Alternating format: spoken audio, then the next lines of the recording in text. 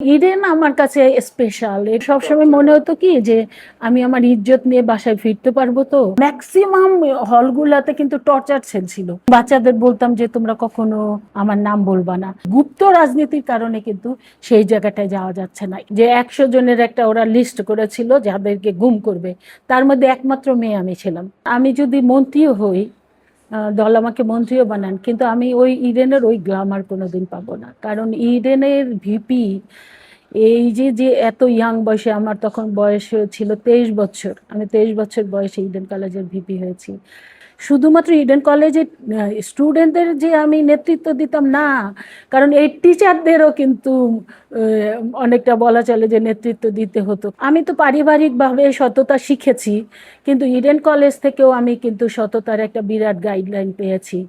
কিভাবে সৎ রাজনীতিবিদ হতে হবে, কিভাবে সৎ থেকে মানুষের সেবা করতে হবে, এটা আমার পরিবার থেকে যেমন পেয়েছি। আর ইডেন কলেজের প্রিন্সিপাল ছিলেন, দুজন প্রিন্সিপালের নাম আমি বলতে পারি, একজন জাহানারা আপা আর একজন রোজি আপা। তারাও কিন্তু আমাকে এই শিক্ষাটা দিয়েছেন। তো ইডেন আমার কাছে স্পেশাল। এটা আমি যত আরো বড় কিছু হই না কেন, ইডেন আমার কাছে সবার উপরে থাকবে। এই 17 বছরে কিন্তু আমরা দেখলাম কি, রাজনীতি মানে রাতারাতি আঙ্গুল ফুলে কলা গাছ। রাজনীতি মানে সে শত শত কোটি টাকার মালিক, কেউ কেউ তো হাজার হাজার কোটি টাকার মালিক। রাজনীতি মানে শুধু দেশে বাড়ি গাড়ি না, দেশের বাইরেও অট্টালিকা বাড়ি গাড়ি করা। এই যে যে মানে ক্ষমতা কেন্দ্রিক যে রাজনীতি, এইটার কারণে এবং রাতারাতি অজস্র টাকার মালিক হয়ে যাওয়া, সেটার প্রভাব কিন্তু ছাত্র রাজনীতিতে ব্যাপকভাবে হয়েছে।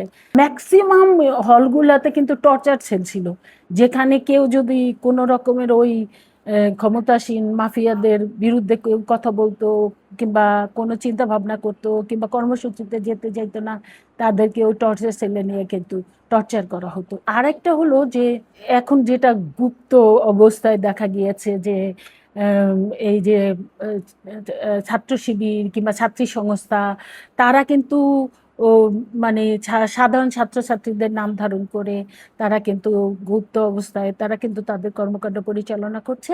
কিন্তু তারাই আবার সৃষ্টি করছে না, এই হলগুলোতে কোনো রাজনীতি চলবে না। অথচ আমি আমার ব্যক্তিগতভাবে বলবো যে আমি কিন্তু হলে থাকতাম, এবং যখনই যেই মেয়েটার সমস্যা দেখতাম তার পাশে যেতাম।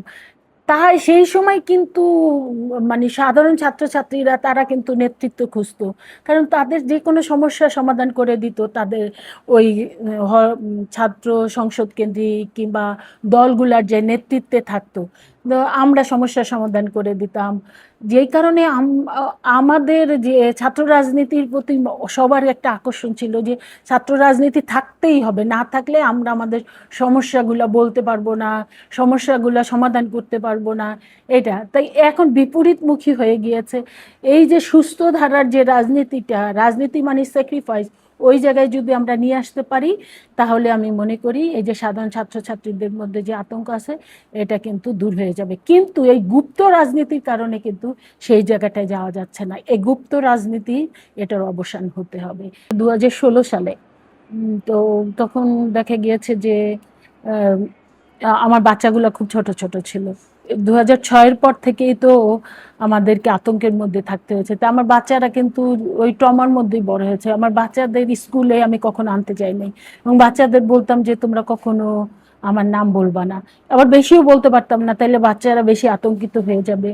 তারপরে দেখা গিয়েছে যে আমি সবসময় আমি তো আসলে একটা পলিটিক্যাল প্যাশেন্ট বলতে পারেন।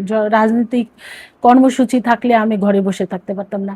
তা আমি দেখা গিয়েছে যে আমি বাইরে প্রোগ্রামে গেলেই শুধুমাত্র আমার বাচ্চারা যখন আমার কাছে, আমি এই বাসায় যখন অবস্থান করতাম, তখন একটু নিরাপদ বোধ করতাম যে এখন যদি পুলিশ আসে আমাকে নিয়ে যাবে। হ্যাঁ, শেষের দিকে আমরা নিজেরাই একটা বনানীতে একটা ফ্ল্যাট করেছিলাম, যে কোনো রকম প্রোগ্রাম হলো ওই বাসায়, কারণ আত্মীয় স্বজনের বাসায় গেলে তো সেখানেও গিয়েও কিন্তু ঝামেলা করতো।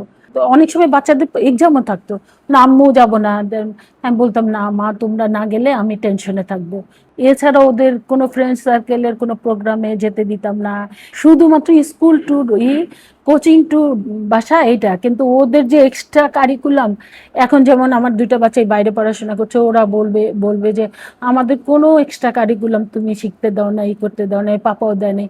তো এখন বলি কিছুটা যে এই কারণে দেয় নাই। আমাদের ব্যবসা হলো মূলত Malaysian visa processing agency, Malaysian গভর্নমেন্টের সাথে আমার হাজব্যান্ডের বিজনেস ছিল। ওরা জানতে পারলো যে আমার হাজব্যান্ডের এই ব্যবসা, তো প্রথমেই ওরা মালয়েশিয়ান গভর্নমেন্টকে চাপ দিল যে ওনাকে সরাই দিতে হবে। কিন্তু ওরা আমার হাজব্যান্ডকে এতই পছন্দ করেছে যে ওরা এটা অ্যাগ্রি করে নাই। এইভাবে আমাদেরকে আসলে প্রতিটা সেকেন্ড, প্রতিটা মুহূর্তই কিন্তু করতে হয়েছে, মানে সাফারিং এর মধ্যে দিয়ে যেতে হয়েছে। যেদিনই ম্যাডামের হাজিরারি থাকতো আমি তো যেতাম। তো যখনই বের হতাম দোয়া দুরুদ নামাজ পড়ে ঠোরে বুকে ফু দিয়ে, এটা না যে আমি গ্রেপ্তার হব সেই ভয়ে না। মূলত সবসময় মনে হতো কি যে আমি আমার ইজ্জত নিয়ে বাসায় ফিরতে পারবো তো, কারণ অন্য নিয়ে টানাটানি করবে না তো, রাস্তার মধ্যে ফেলে চুল টানাটানি করবে না তো। এই যে যে এইটা ধরেন 2 বছরের মতো আমাকে এইটা ফেস করতে হয়েছে।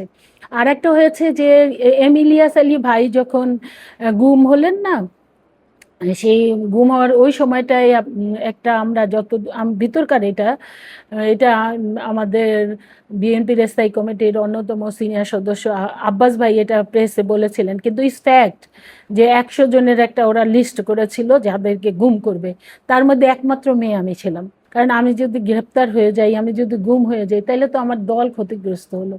তো এই কাজটা আমি সবসময় করতাম, সবচেয়ে বেশি কাজ করব এবং যতটা এই জন্য আমি তখন একটু কৌশল নিলাম যে আমি মিডিয়াকে অ্যাভয়েড করব, কিন্তু রাজপথে সবচেয়ে বেশি সময় দেব। ওই নীতিতে আমি কাজ শুরু করলাম।